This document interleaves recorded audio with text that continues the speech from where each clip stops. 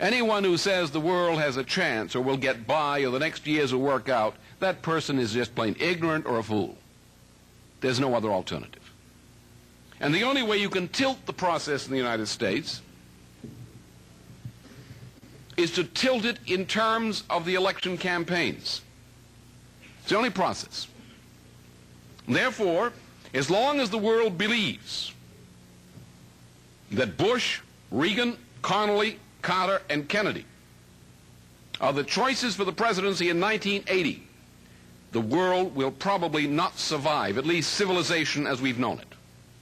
Therefore, unless we have a candidacy which is perceived to have institutionalized momentum and potential, which represents an opposite policy, you cannot straighten the world out. You cannot prevent the continued plunge toward a new dark age, toward barbarism. Nothing will stop it. Unless you get in the United States the kind of muscle that says send Vance up the steps of the gibbet and hang the creature for treason. Unless you get that kind of force in motion, we are going perhaps to World War III, but certainly into a new dark age, just as surely as the world went into 2 preceding world wars.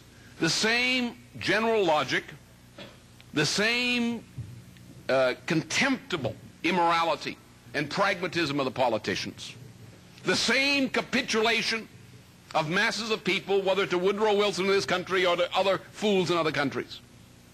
The masses of people marched like sheep, confident in their leaders, cheering their leaders into World War I.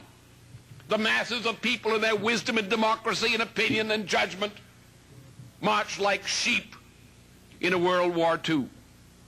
And the masses of people behind their accepted leaders, in their considered judgment, in their democratic opinion, are right now marching into the hell of a new dark age, led by satanic forces. The only word to describe it. And unless you create at a crucial point in the world process some new institutionalized element which will rally forces, change the dynamic, change the direction of the situation, to give humanity an option, reconcile yourself, not to a depression, but if we are lucky enough to avoid thermonuclear war, reconcile yourself to watching people die around the world, maybe half the world's population, maybe more, over the next 20 years, in a new dark age like that, spanning the middle of the 13th to the middle of the 14th century. That's what we're headed for. And unless the only thing which can change this at this time has to come from within the United States, has to become the institutionalization of a new force, challenging, contending credibly such swine as Bush, Reagan, Connally, Carter, and Kennedy for the presidential nomination and election. Without that, I will not guarantee a new dark age, but I cannot guarantee anything else, and it's coming fast. Now, how do we deal with this situation? I'm obviously talking about my candidates. It is clear. And 55 to 75% of the American people, if they get out of their sheepishness, if we can get them out of their sheep-like behavior, really agree with me vis-a-vis this bunch of treasonous, genocidal swine like Cyrus Vance or George Bush or Connally or Reagan, who are all the same thing. There's not a penny's worth of difference between them, even in this age of inflation.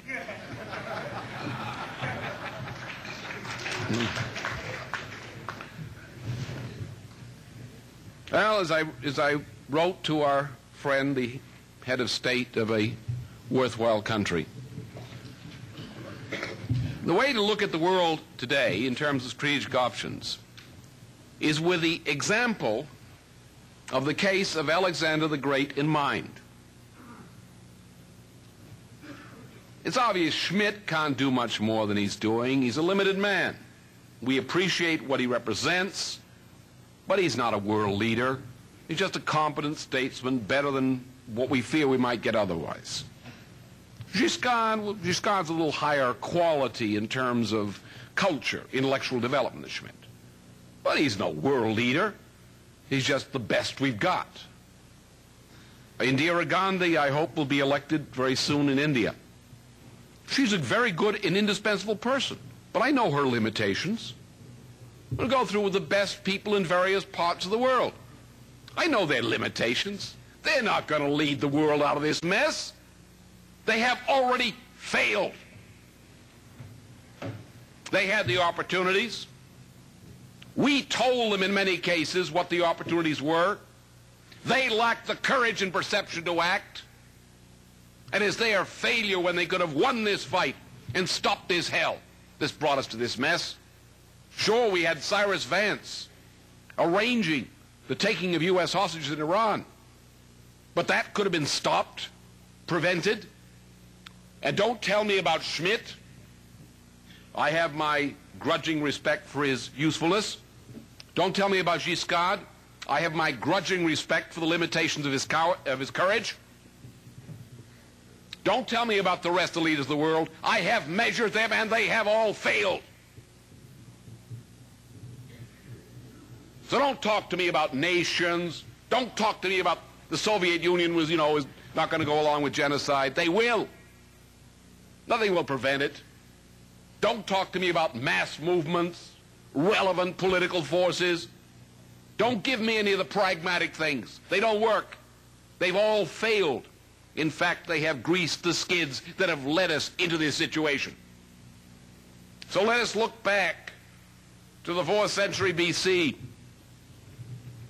Let us look back to the case of Alexander the Great, because that's the key to what I must try to do now. That is the key to the only thing that's going to prevent this sick human race, this civilization which has declared itself morally unfit to survive. It's the only means by which this civilization will survive. It's the only means by which having children is going to mean a thing.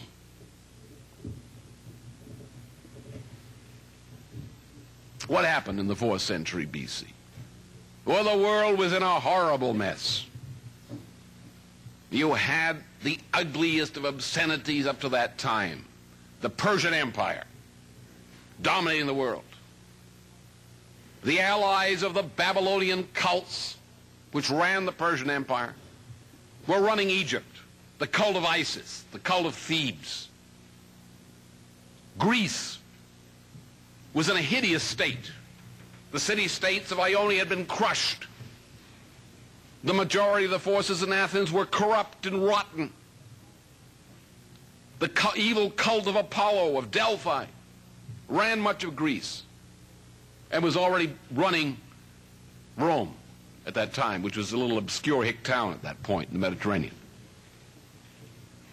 The preponderance of forces in the world was evil, as today. And it was a great scheme afoot, very much like the one world scheme of Bertrand Russell and H.G. Wells and Aldous Huxley and Robert M. Hutchins and all these other UNO-type kooks. These one world, UNO. It's our enemy. First thing you ought to do is shoot that down if you want to defend the United States. Then you can take care of the lesser enemies afterward. They were going to divide the world. They had a new scheme. This old one Persian Empire thing wasn't working out too well. You had to make 2 Persian empires. So they had this grand scheme for doing this.